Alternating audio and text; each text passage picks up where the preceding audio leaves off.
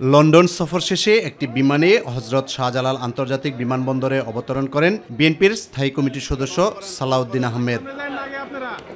সাংবাদিকদের সাথে আলাপকালে তিনি বলেন, সকল রাজনৈতিক দলের সাথে আলোচনা করে অন্তর্বর্তী সরকারের উচিত দ্রুত নির্বাচনের ব্যবস্থা করা।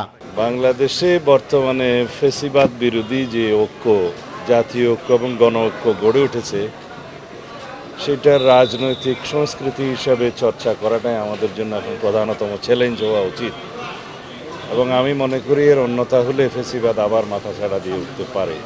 যে কোনো কৌশল অবলম্বন করে বা যে কোনো বাহানায় গণতান্ত্রিক সিস্টেমে যাওয়ার বা নির্বাচনের বিষয়ে বিলম্ব করার যে কোনো কৌশল জনগণ প্রত্যাখ্যান করবে।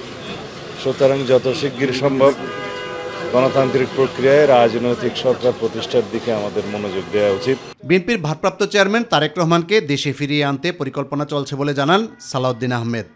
এখনও পর্যন্ত আমরা মনে করি ওনাকে নিয়ে আসার জন্য সম্পূর্ণ পরিবেশ আমরা সৃষ্টি করতে পারিনি, সেজন্য অল্প কিছু সময় লাগবে, অতি অবশ্যই আসবেন উনি।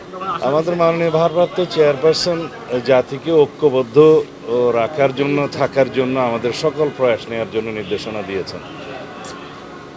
অন্যথায় ফ্যাসিবাদ বিরোধী শক্তি এবং তাদের দোসররা আশকারা পেতে পারে, সেটা আমরা বুঝতে পেরেছি। ইতিমধ্যে সেরকম বিভিন্ন কর্মকাণ্ড জাতি প্রত্যক্ষ করেছে। আর নির্বাচন তো আমাদের সবসময় প্রস্তুতি থাকে একটা নির্বাচনমুখী রাজনৈতিক দল হিসেবে। ইউসুফ আলী, মাই টিভি।